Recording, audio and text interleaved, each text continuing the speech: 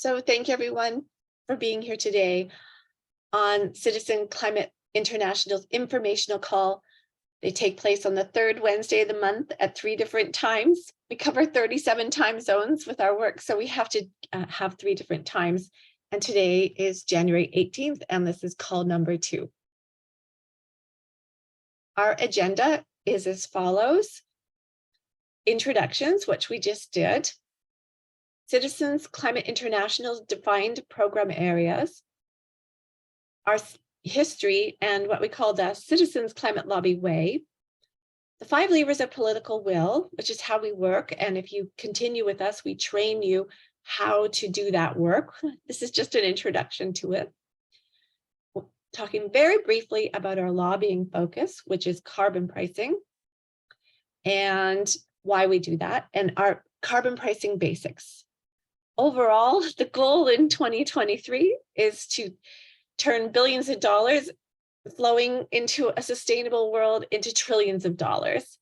And we're going to be linking our work that we do in civic diplomacy to volunteer advocacy quite a bit this year, and I think you will see that. And then I will cover our events and initiatives in the first quarter of 2023. So by the end of today, I hope you get a better understanding of 3 of our program areas of work and how they overlap, understand a little bit about our history, mission, core values, and the CCL Way, and appreciate our focus on carbon pricing and the ways we support redirecting of financial flows.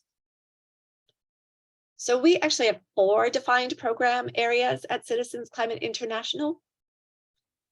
The ones on today's call that concern you are the volunteer policy advocates, so helping our volunteers across the planet with their volunteer advocacy, and carbon pricing. We do a lot of our focus through most of our countries is on supporting the building of political will for carbon pricing in your countries.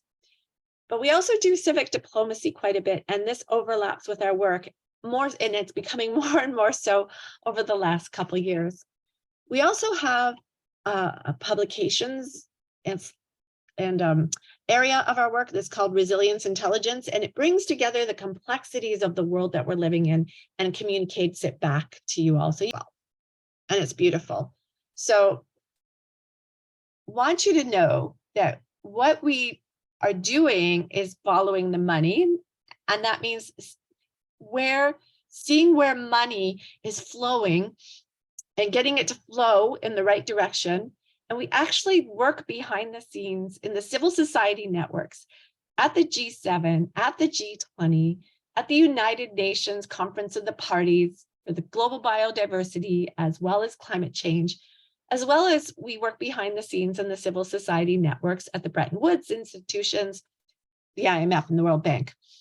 And all of our work is rooted in human rights. That's our starting point. So you might notice, if you read our stuff when we're at the United Nations Framework Convention on Climate Change, we were pushing hard for loss and damage and adaptation, in addition to financial flows. And that's because human rights are at the core of what we do.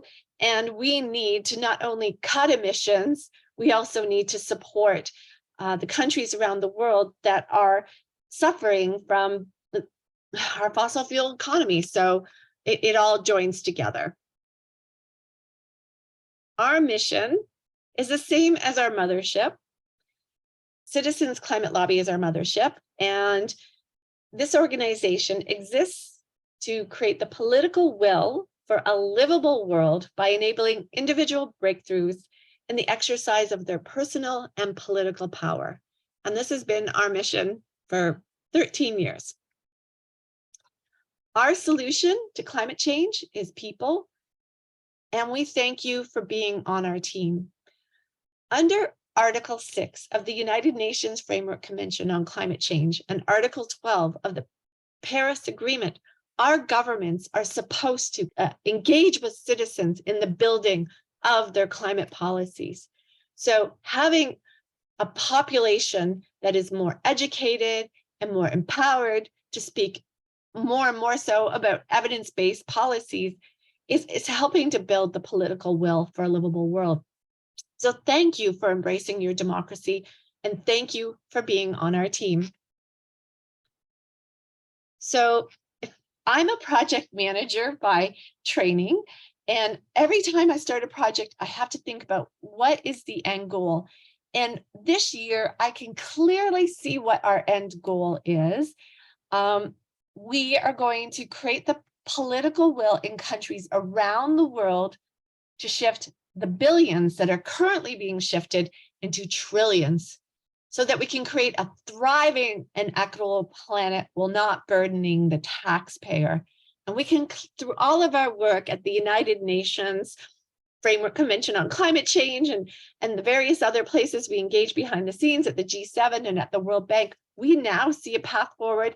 Yes, most of that is going to be carbon pricing, but you might be interested in one other little project that we are doing. And please note that there are only 2.5 paid staff managing these efforts. So focus is our superpower. So there are over 20,000 supporters outside the USA in 190 countries, and we are organized in 76 countries. 51 of those have active chapters, and we have 152 active chapters outside the USA. Canada joined in 2010, Australia and Sweden in 2013, and by 2015, we started connecting globally with chapters across Africa, Nigeria. Still looking to activate a chapter in Kenya, though, and we became a legal entity in the United States in 2021. Our founder was Marshall Saunders. He passed away in 2019. He was an incredible man. He gave millions to get this organization off the ground.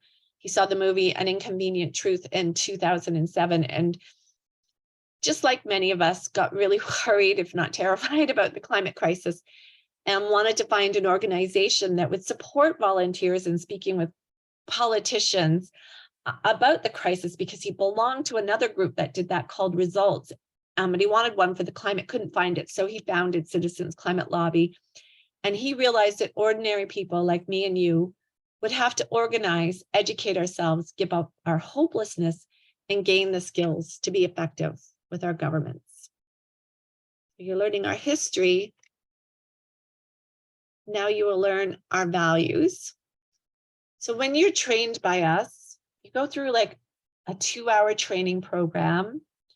And one of the things that we focus on, besides carbon pricing, is our values. And we are focused, yes, on carbon pricing. This gives us a lot of time to, be free to do the other things we need to do. We get really good at speaking about that, but we have integrity. We do our homework. We're open to many other ideas. We are very optimistic. We embrace diversity. Personal power is at the core, it is the energy behind our work. Relationships are at the core of what we do, and we're most definitely nonpartisan. And when we do the training, we really take 5-10 minutes to really focus in on these values that we have and help you think through, what's the value that's most important to you. And then we encourage you to keep looking back at these values as you continue our work with us. One of the things that I really liked about Citizens Climate Lobby is the fact that they have monthly meetings, and it's structured. And every month we learn, we celebrate the actions completed, we practice what we're going to do next and talk about next, and then we go out and we act on it, like every single month. So for example, in Canada, we've had a meeting every single month since September 2010. We've been meeting nationally since 2010. Many other countries around the world do that as well.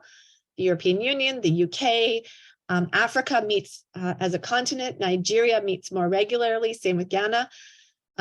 Yes, we do this every month. And in fact, we check in globally every month. So if you become a group leader with us outside of Canada, we have a monthly check-in call as well to keep moving forward together and learning together. As well, Canadians are welcome to come on these calls and listen to what their international colleagues are up to. And what we do in our training, not only do we focus in on, our core values, we actually train you how to lobby, how to work with the media, how to do grassroots outreach, how to speak to community leaders, and then how to develop your group. And we call these 5 actions the 5 levers of political will. Yes, lobbying is a big part of what we do, but we need to build political will around the politicians so that they can get done what needs to be done. And we have a whole training protocol for that. And it really works. And how do I know it works? Canada used this model, and we got the lobbying. We lobbied for 8 years for a carbon pricing policy, which is now the national carbon pricing policy in Canada. And humbly and proudly, with humility, I can say that Citizens Climate Lobby was the grassroots organization that made that carbon pricing possible, that carbon pricing policy a reality. So we focus on carbon pricing because it is one of the most powerful ways to reduce emissions. But what is carbon pricing? There are many ways to price pollution. There is the status quo. Many parts of the world, in fact, only 47 countries price carbon. Most countries do not, but you are paying a price for greenhouse gas emissions being in the atmosphere. You're paying a price through crop loss, economic loss, governments having to rebuild things, our insurance rates. There is a price to this pollution, and we have to put an end to it, and carbon pricing is the way to do that. A hidden way of carbon pricing is regulation. I mean, most people don't think of it as carbon pricing, but it is, because governments and institutions and corporations all have to put money into decreasing their emissions through regulations. And we're not against regulations, and certain parts of the economy will need to be regulated to lower emissions, like getting rid of the fossil fuel car, or phasing out coal-fired power plants. But it is more expensive than straight up carbon pricing to regulate our way out of the fossil fuel economy. And then there's cap and trade, and often cap and trade with offsets. So governments and blocks of countries put a cap on emissions, and then if companies go over those caps, they can trade, and if they can't trade them, they can offset them. That's a form of carbon pricing that can happen. Then there's carbon taxes, where the government puts a tax on carbon pollution and then takes that money and puts it into programs. Now, most countries in the world, people can't take more carbon taxes or any more taxes, so maybe not the best thing to do for most countries. And what we propose is climate income, also known as carbon fee and dividend. So before I explain carbon fee and dividend, do you have any questions about this carbon pricing before I explain the climate income? Anyone? I can't see you, so you're gonna just have to nod yes or no, or I'll look in the chat.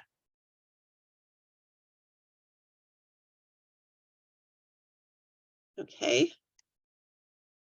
Any questions? Okay. Any questions, comments? Nope, it's all good. Okay. So our favorite policy, and we're not against any of these, but our favorite policy is climate income, also known as carbon fee and dividend.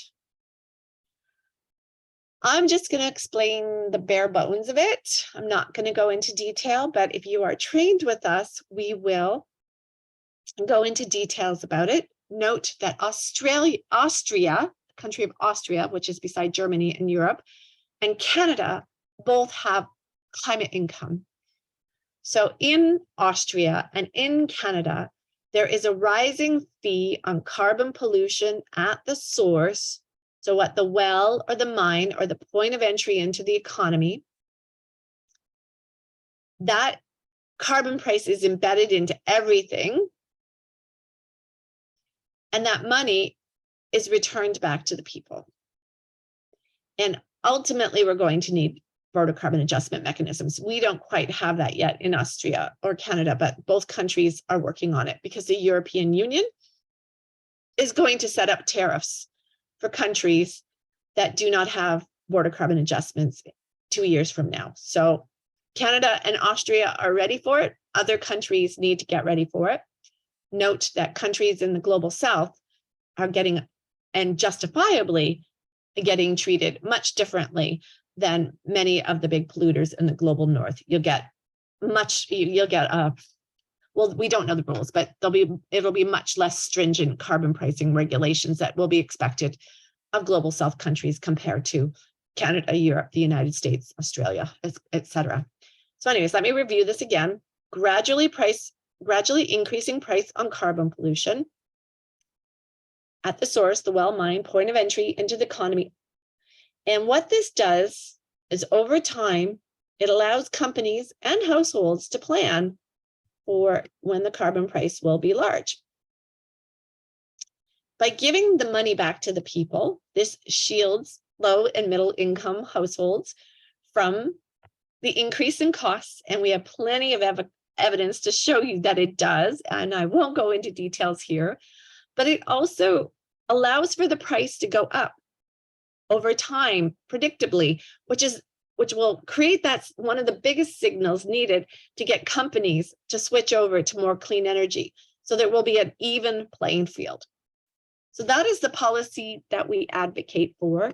And I won't go into detail about border carbon adjustments, but if you get further training with us, we will talk about that. So this is what Austria and Canada has, and this is what many of our groups around the world are working on. Any questions?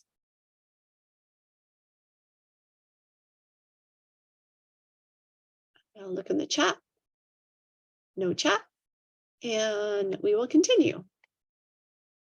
So why carbon pricing? Why are we so gung-ho, enthusiastic about carbon pricing?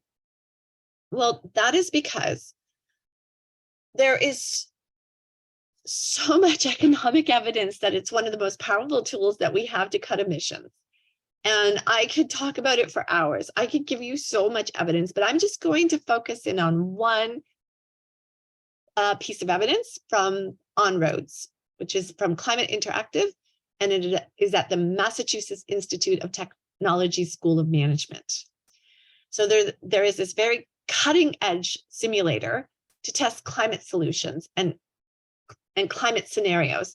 So we programmed it to look at the global impact of removing fossil fuels subsidies, subsidizing clean energy, maximizing tree growth, and carbon pricing. So we did one of those at a time.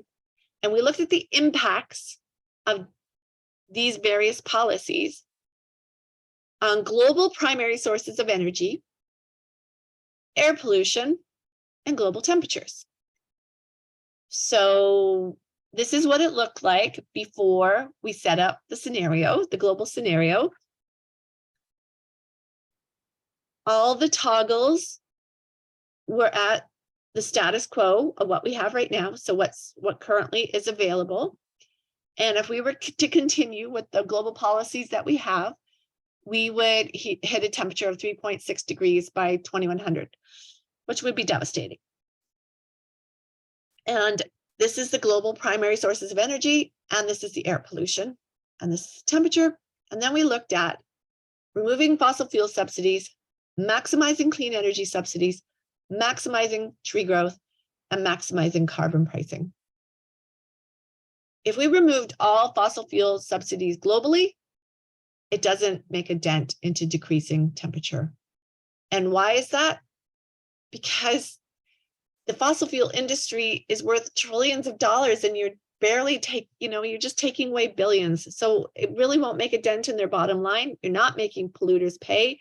Yes, it is wrong that we subsidize our extinction. Yes, it is wrong to divert money, much needed taxpayer money, away from things that we need, like healthcare, clean clean energy and clean everything, clean water. That's wrong, but just know that removing all fossil fuel subsidies globally barely makes a dent in the temperature.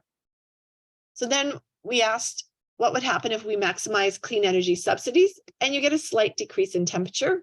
And again, we're not against clean energy subsidies. We would only ask that they would be directed towards those who need them the most. And keep in mind that the uber rich amongst us have huge carbon footprints, and we would want to make sure that these subsidies don't actually subsidize the energy consumptive rich habits of the rich. So they are important. We just need to make sure they're directed, but it gets us 0.4 degrees closer to the 1.5 degree goal. If we maximize tree growth, you only see a 0.2 degree change in temperature.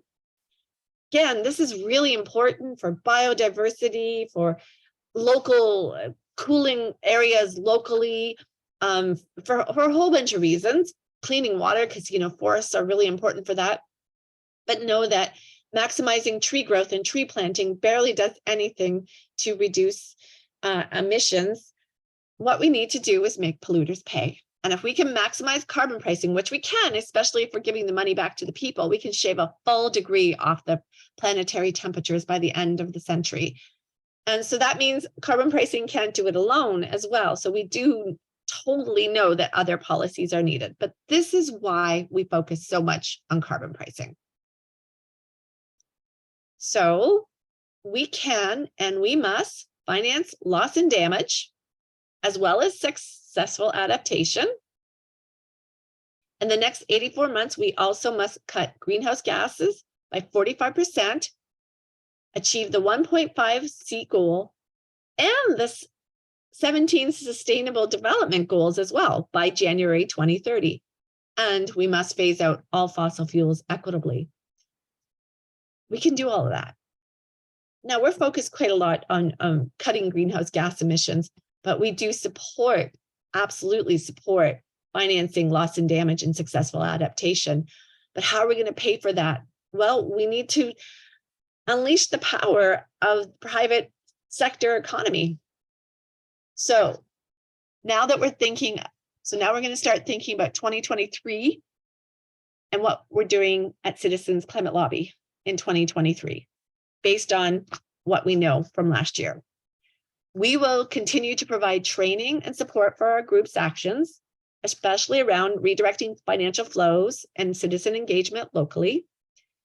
We are forming an international team to work on Bretton Woods, that's the IMF and World Bank reform in the first quarter. And we're also helping the Fossil Fuel Non-Proliferation Treaty. So let's dig into that a bit deeper. So we know at COP27, they tackled the consequences, loss and damage and adaptation, but not the cause, fossil fuels. So as we think about 2023, did you know that most people don't know that fossil fuels are the problem? They don't know. Most people can't name a greenhouse gas. Most people don't know that fossil fuels are fueling climate change and even the bad air quality that we are breathing. So thus, are you surprised that fossil fuel phase out was not in the final COP27 agreement? So we've been working with this great group, helping as best we can with the limited resources we have, and they're called the Fossil Fuel Non-Proliferation Treaty. They have excellent communications workshops and tools that we can share with you, but you can also go work with them as well. They're doing fantastic work, and we would help facilitate that. And more specifically, they're doing a gender consultation on the Fossil Fuel Non-Proliferation Treaty, and I should back up and explain what that is. The Fossil Fuel Non-Proliferation Treaty looks at unwinding our economies from fossil fuels at the United Nations level. So it's looking at production. Our carbon pricing looks at consumption by consumers.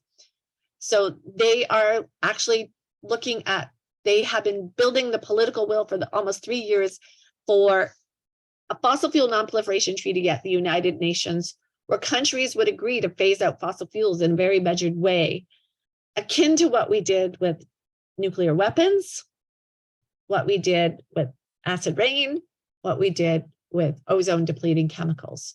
So we can help you with that.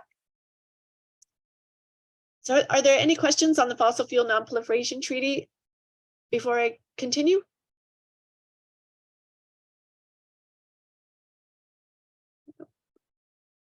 Okay. But mostly this year, we're focusing on turning billions into trillions. Yes, highly focused on supporting our local groups with communicating carbon pricing effectively. We have a whole training program for that. And we want to turn billions of dollars that are flowing into the economy for the transition that we're now have to be in into trillions. We want trillions of dollars floating.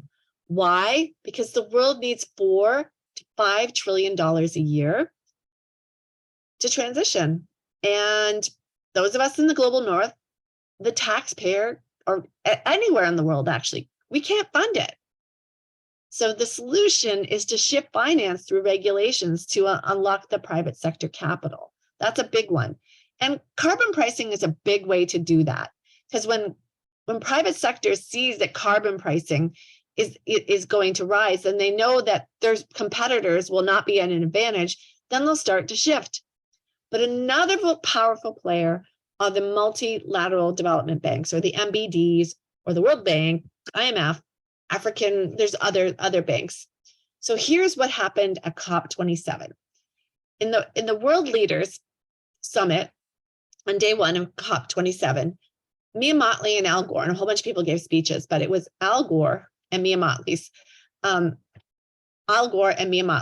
speeches that were of interest. Okay, so Prime Minister Mia Mottley of the Barbados is also a graduate of the London School of Economics, and she is a fierce leader and is defending the Barbados and the Caribbean from the climate crisis. And she knows exactly what she's doing. She is following the money. And she said something at COP27 in that leader summit on day one that just shook me. I had no clue. In the global north, when a company or even a province or a state or even a country goes to take a loan, they pay to a 1% to 4% interest rate for, building the infrastructure of tomorrow, building those, turbines and solar panels and stuff. When a company or country or state in the global south goes to do it, they pay 14% interest rate. That's crazy. That's crazy. There's something desperately wrong. We need, and I'll talk about what Al Gore said. So she has an idea for a climate mitigation trust that will unlock $5 trillion in private sector via just $500 billion in special drawing rights at the multilateral development bank. So just pumping enough money into the countries that are being impacted by climate change right now will shift that $5 trillion. And it's gaining huge traction. And there are major reforms happening right now at the World Bank. And part of her work is behind that. So there's reforms happening at the World Bank right now. Al Gore, same thing. World Leaders Summit, COP27. He called it out. He said our financial system is fossil fuel colonialism. We're setting it up so global south countries have to, do natural gas projects, which at this point in history is crazy. We cannot build any more new fossil fuel infrastructure. And he called it out. We need to remove the barriers to finance. And he cited a statistic that just jumped out at me. In Canada and the United States, 96% of our renewable energy comes from private markets. In Africa, that's 14%. The rest is developed by their countries, but they need that money for other things. They need it for health. They need it for education. They need it for adaptation and stuff like that. So yeah, so we're developing a Bretton Woods action team, and I think we have 14 countries signed on to it. If you join our international team, you can learn more about this on our calls in February and March and become part of the team. So the problem is the multilateral development banks have colonial practices. And in the first quarter of 2023, we have created a Bretton Woods action team that will be lobbying their country's division at the World Bank via phone calls, emails, and Zoom. And we will be supporting them in that work. And we're gonna shift trillions. Literally, you should see the data. It's unbelievable.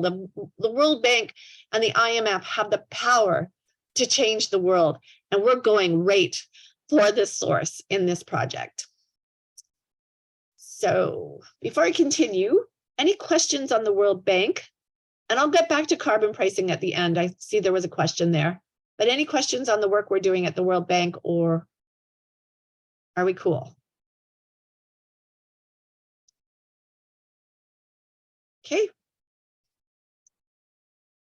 So we were also at the 15th Conference of the Parties for the United Nations Biodiversity Conference, which was, the president was China, Kunming, China, but it was hosted in Canada, in Montreal. And we heard clearly that most people don't know they have rights.